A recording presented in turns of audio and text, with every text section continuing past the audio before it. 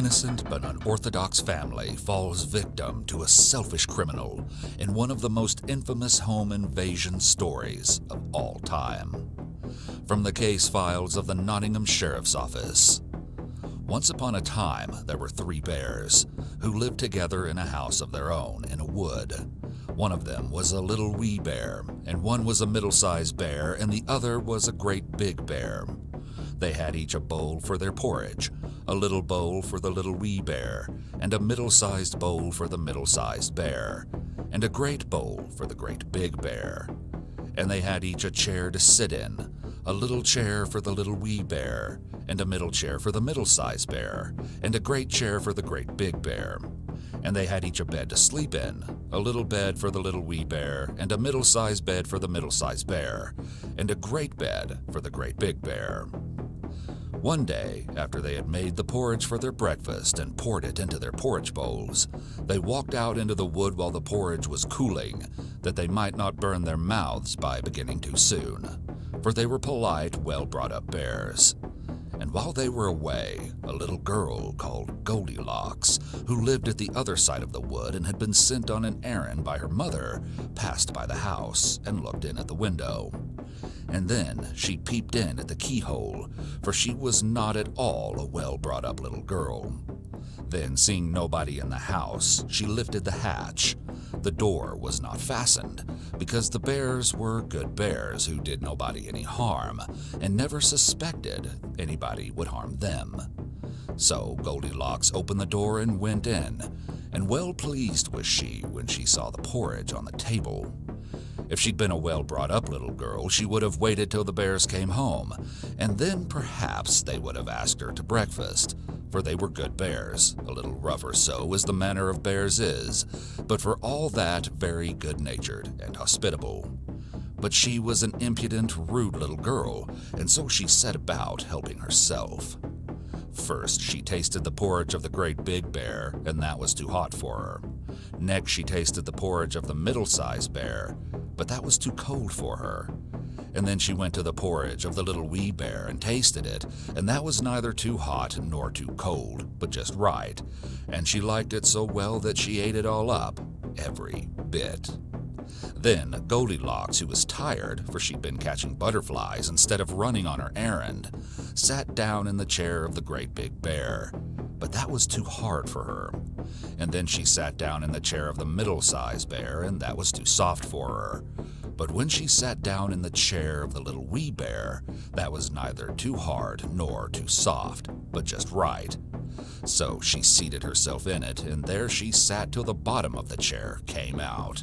And down she came, plump upon the ground. And that made her very cross, for she was a bad-tempered little girl.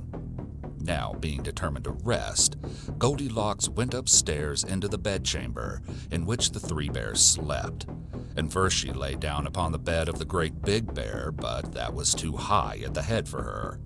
And then she lay down upon the bed of the middle-sized bear, and that was too high at the foot for her. And then she lay down upon the bed of the wee little bear, and that was neither too high at the head nor at the foot, but just right. So she covered herself up comfortably and lay there till she fell fast asleep. By this time the 3 bears thought their porridge would be cool enough for them to eat it properly, so they came home to breakfast.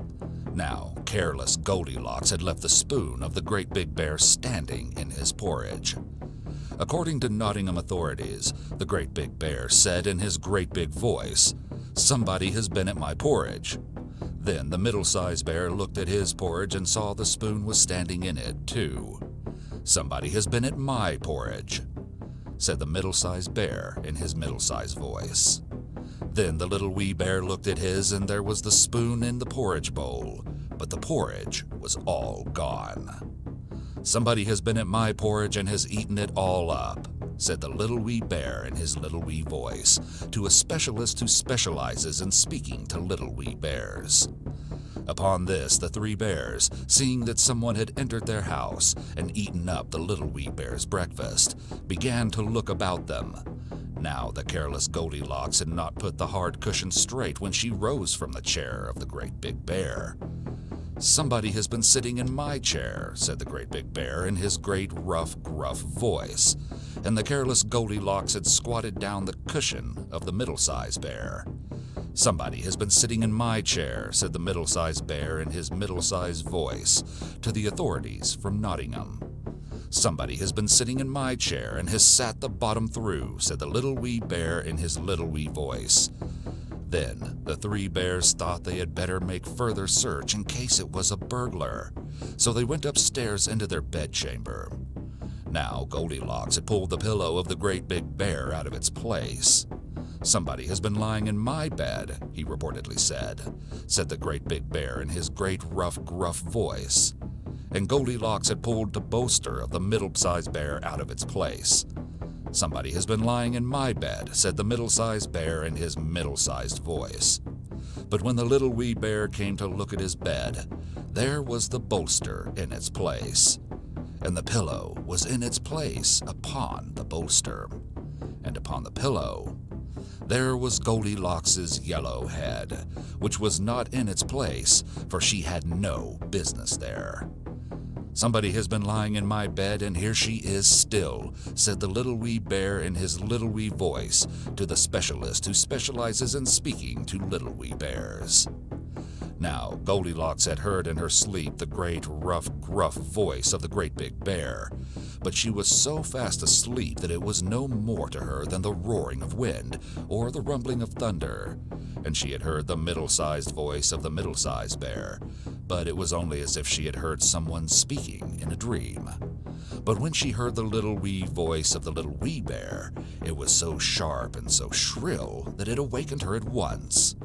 Up she started, and when she saw the three bears on one side of the bed, she tumbled herself out of the other and ran to the window.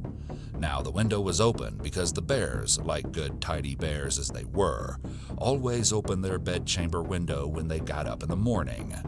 So naughty, frightened little Goldilocks jumped, and whether she broke her neck in the fall, or ran into the wood and was lost there, or found her way out of the wood and got whipped for being a bad girl and playing truant, no one can say. But the three bears never saw anything more of her, and the case remains unsolved to this day. If you have any information that can lead to the arrest and capture of the fugitive Goldilocks, please notify the Sheriff of Nottingham, and bring your taxes too.